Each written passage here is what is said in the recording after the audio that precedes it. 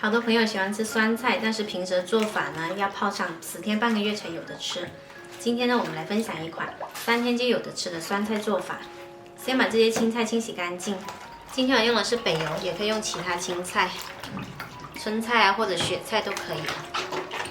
给它简单清洗一下就好，不要掰开，还是保留一整颗。接着我们煮开一锅水，把青菜放进来烫，大概烫个1到2分钟。把青菜稍稍烫软就可以啦。然后准备个无水无油的盆，把烫好的青菜呢放进来。烫青菜的水呢稍微放凉，等会再倒进来。把水倒进来，需要没过青菜，加入半碗白醋。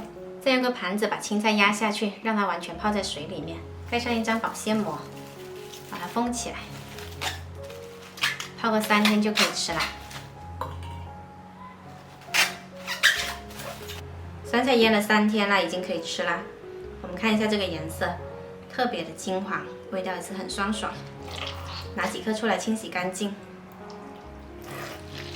这个酸菜呢，我们一次不要做太多。做好一次，吃个2、3天就可以了。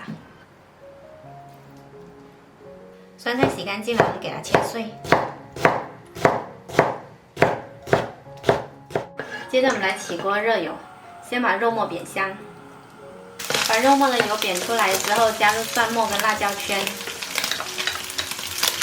再炒香。接着加入酸菜翻炒。